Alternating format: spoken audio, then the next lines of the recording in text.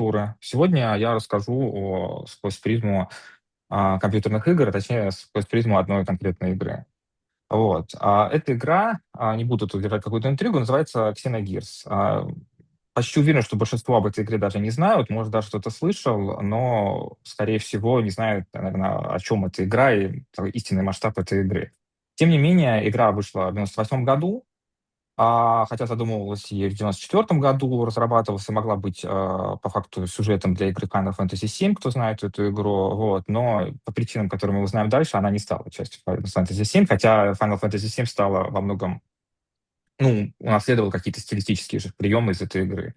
Игра была лучшей игрой года, лучшей РПГ года 98-го, периодически называется одной из лучших игр на PlayStation 1, называется одной из лучших игр JRPG игр вообще, и одной из лучших игр с точки зрения там, сюжета, философии, нарратива и даже с точки зрения там, романтической истории. Вот, игра периодически называется как одной из лучших.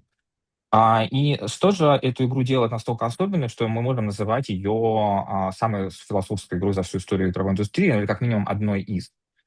Я, наверное, расскажу о том, как это в сюжете этой игры в целом, и о том, как вообще устроена структура этой игры. Тут, безусловно, будут спойлеры, но я думаю, большинство из вас не будут играть в эту игру, потому что она была выпущена 30 лет назад, и в нее играть даже тяжело даже мне. Вот. Хотя я играл в нее, но сейчас она немного устарела. Вот. А даже если кто-то и будет в нее играть или смотреть какие-то летсплеи или стримы, то мое объяснение, хоть со спойлерами, но поможет вообще разобраться в этом сложном сюжете этой игры. На первый взгляд, это техническая японская РПГ. Если кто-то когда-то играл, наверное, вот сразу узнает этот вайб. То есть, например, какие-нибудь Final Fantasy, какие-нибудь Tales of и прочие игры, это все очень похоже. То есть какой-то технофэнтезийный мир, какие-то герои, герой с амнезией, что тоже уже очень довольно типично, какие-то воюющие фракции, государства, интриги, скандалы, расследования. Такая игра престолов в технофэнтезийном мире, в принципе, типична для японских РПГ. Да, есть мехи, но они тоже часто бывали. Например, в Final Fantasy VI были мехи, и как бы никого это не смущало.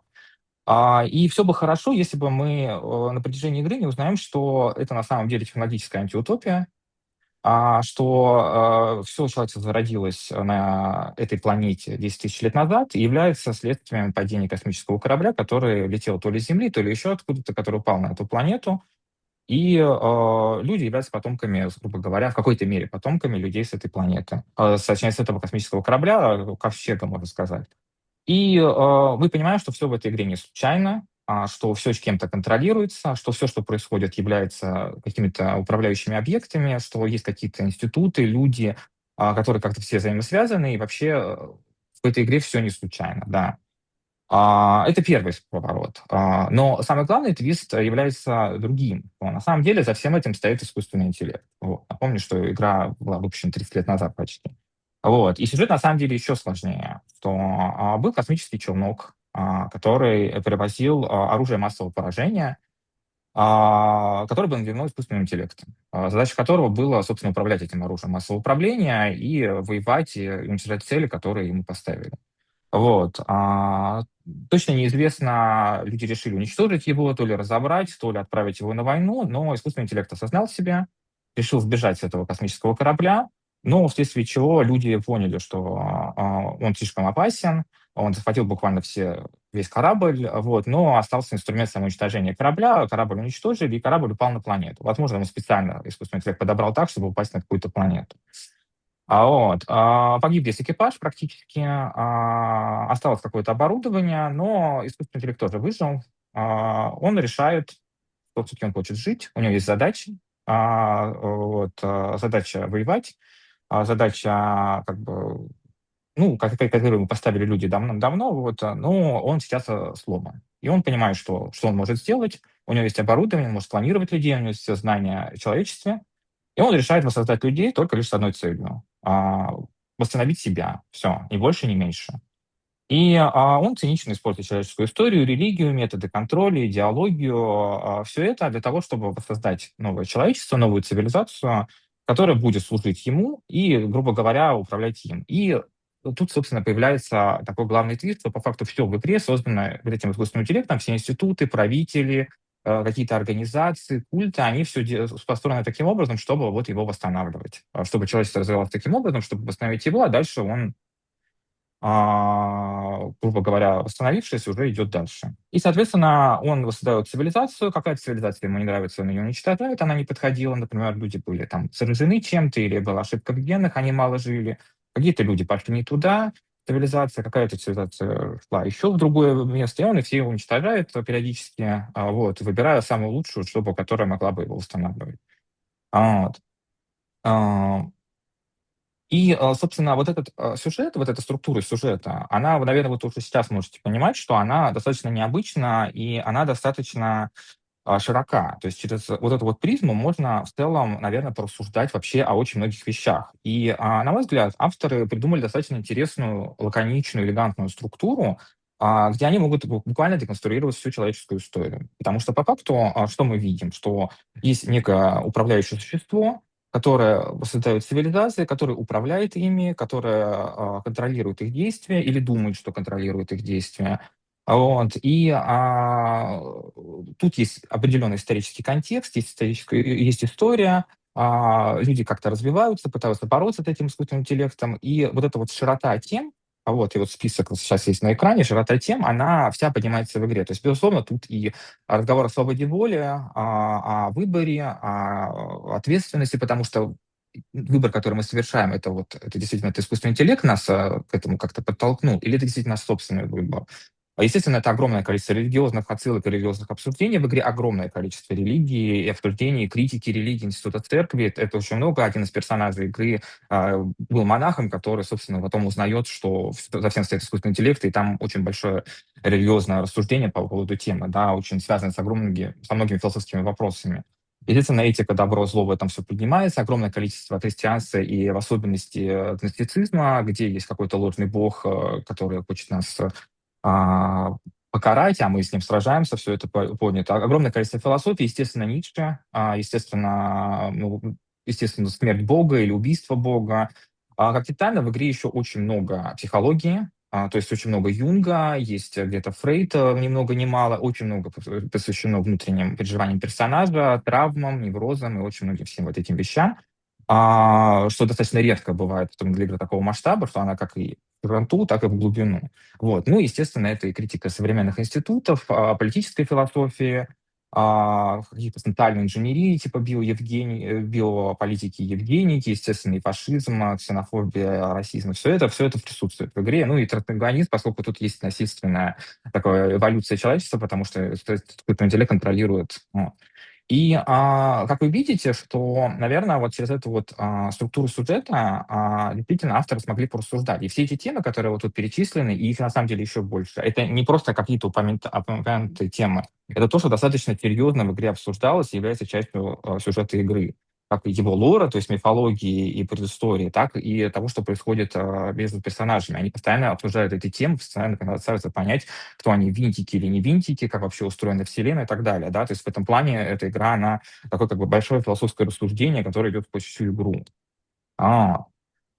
А, и на самом деле в культуре мне очень сложно выделить чего-то подобное, особенно в игровой индустрии, где есть вот такая широта тем, и где это действительно обсуждалось. Я, к слову, там пытался несколько какой-то ресерч и просил ChatGPT, DeepResearch поискать что-то подобное, я действительно не смог найти игры, которые вот хотя бы близко к этому приблизились. Да, безусловно, игры есть, которые покрывают очень многие из этих тем, есть игры, которые касаются какой-то отдельной темы, но эта игра все равно до сих пор остается такой, как бы сказать, действительно самой широкой игры на обсуждение всех вот этих философских вопросов. Особенно кто изучал там философию истории, немножко копался в философии, понимает, что тут буквально вся человеческая мысль.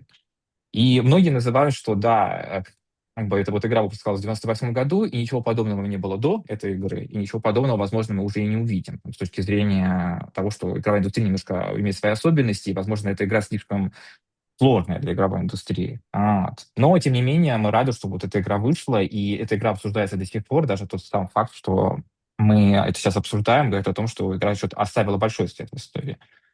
Но сейчас я больше хочу поговорить о том, что в игре огромное количество тем, и, наверное, можно там 3 часа читать лекцию, разбирать каждую деталь в этой игре и смотреть, какие есть отсылки, да, потому что авторы были очень начитаны и очень были в курсе всех современных тенденций, вот, и заложили в игру очень много. Но я бы хотел порассуждать, а что вот эта игра спустя 30 лет назад может нам сказать, особенно в рамках нашей текущей темы, это «Человека и космоса». Вот, потому что тема космоса в игре, хоть большая часть происходит на вот этой планете, которую они колонизировали, тем не менее тема космоса в игре постоянно поднимается, особенно человека, прогресса и космос, да, вот. И сейчас я вот хочу выделить несколько тем, которые вот, наверное, посылов, которые вот из игры считываются, и которые мы можем сейчас подумать и как-то вот взять, что же нам сказала эта игра.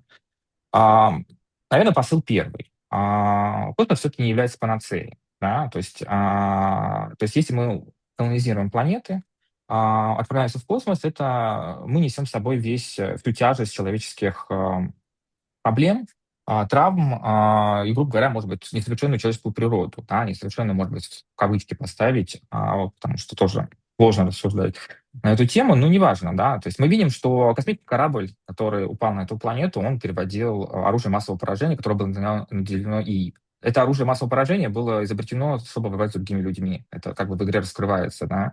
И мы видим, что люди вроде как прогресс, мы уже можем колонизировать другие планеты, у нас есть космический корабль, на котором может жить миллион человек, такой челнок большой, да, целый летающий город. Но куча технологий, у нас есть искусственный интеллект, но при этом мы все равно воюем друг с другом, и сила до сих пор решает все, да. И, грубо говоря, сюжет игры запускается именно с этого момента.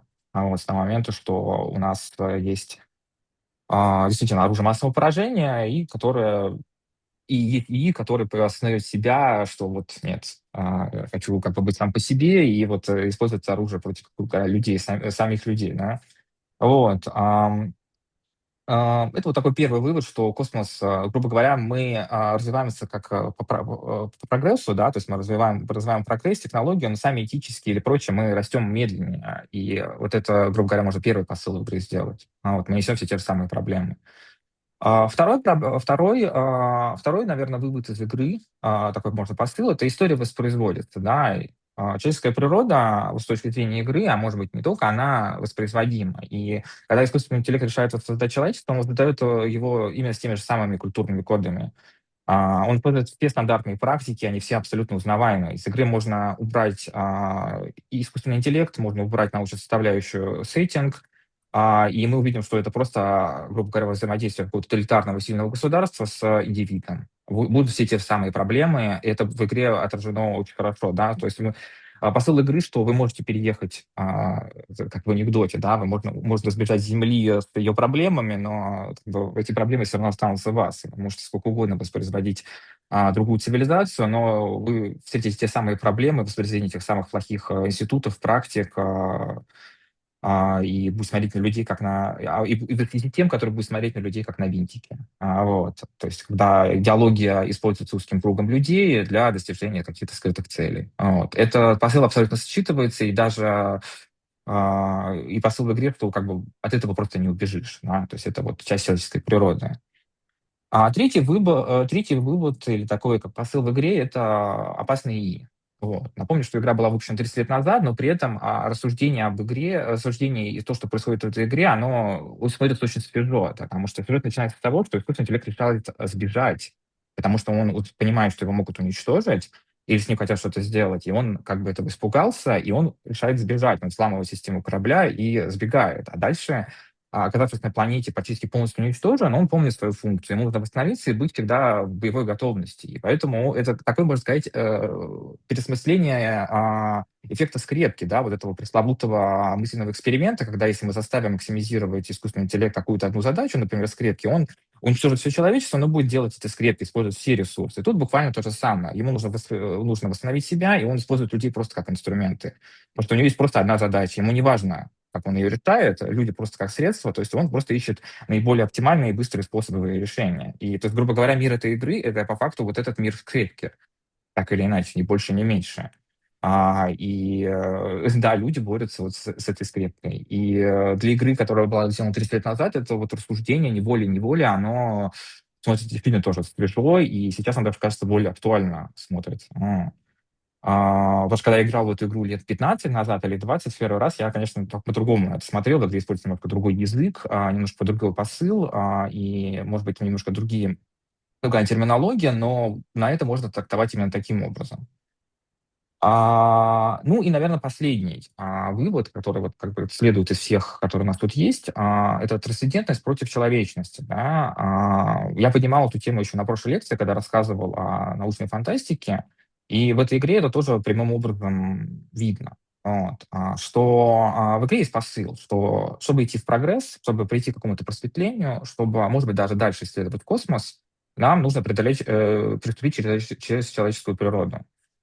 И это в игре является классной нитью, что у человека очень много несовершенств, человек слаб, у человека есть травмы, он, не знаю, у него есть чувства и так далее, и он не создан для изучения космоса и вообще для какого-то супер высокого технологического прогресса. И в конце, собственно, грубо говоря, противники, протагонист и антагонист там схватываются в такой некой философской баталии, то есть главный герой и отрицательный персонаж, который уже отрицательный только в кавычках, который рассуждает уже о человеческой природе. И по факту посыл злодея, главного того, отрицательного персонажа, это то, что нам нужно, чтобы эволюционировать и просветлиться, нам нужно приступить человеческую природу, потому что мы все несовершенны, да, и нам нужно стать другим человеком, отказаться от своей человечности. Вот. Но герои ему говорят другое, что как бы, мы люди, мы принимаем это, да, то есть, может быть, как психотерапия, мы принимаем наши несовершенства, мы готовы с этим мириться, мы а, готовы работать друг с другом, да, у нас есть чувства, мы любим друг друга, у нас есть друзья и так далее, мы не готовы отказываться от своей человечности, да, мы готовы остаться на этой планете, может быть, даже не хотим исследовать космос или куда-то дальше, но вот, мы хотим остаться людьми. Вот. И в игре есть такой посыл, что, возможно, вот это вот исследование космоса или бесконечный прогресс и самоэволюция — это такая некая форма эскапизма. То есть мы хотим, грубо говоря, уйти от наших проблем человечества, только для того, чтобы просто от них уйти, да, к чему-то хорошему, где нет этих проблем. И, собственно, вот диалог, собственно, как у меня на экране видно, диалог главного злодея, главного героя, они вот тут тоже виден, да, что вот как бы я хочу уйти от проблемы, хочу стать кем-то больше, чем человек, но, тем не менее, главный персонаж, точнее, главный злодей в конце говорит, что я все-таки вам завидую, что вы можете принять самих себя и остаться на земле. И, наверное, трактовать я это могу так, что по факту, наверное, все-таки мы должны всегда держать в голове, что мы все-таки люди, и мы созданы для того, чтобы жить на Земле. И, возможно, действительно мы столкнемся с большой проблемой человечности и потери человечности, если будем переходить к какому-то там такому прогрессивному исследованию космоса, потому что мы не сможем от этого уйти. И напомню, что, наверное, одним из главных литературных вдохновений этой игры, авторы сами называли, является «Конец детства» Артура Кларка. Вот я рассказывал о этой книге даже на прошлой лекции тоже, в которой и поднимается та же самая проблема. Даже главного злодея зовут тут Карелин, это вот один из главных персонажей книги «Конец детства», вот, которые тоже говорят, где посыл книги тоже, что вот, чтобы дальше перейти в другую форму жизни, которая будет, сможет исследовать космос или понимать что-то больше об этом мире, нужно отказаться от человеческой природы. И тут буквально это все воспроизводится. Эта тема, она тут зацикливается. Вот.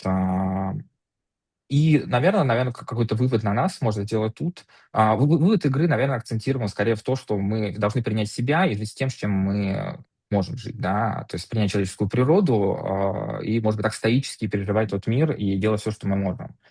Вот. Но на самом деле, если посмотреть глубже, то правильного выбора нет. Мы просто должны все время держать в голове то, что, возможно, технологии и человечность — вещи какие-то несовместимые. Возможно, мы все-таки не совсем способны исследовать космос, а может быть, и способны, но нам нужно сделать какой-то другой скачок в своей природе, чтобы это сделать. Вот. В общем, все. Вот такая вот философская игра, и вот то, что она может нам сказать сейчас, спустя 30 лет. Спасибо за внимание.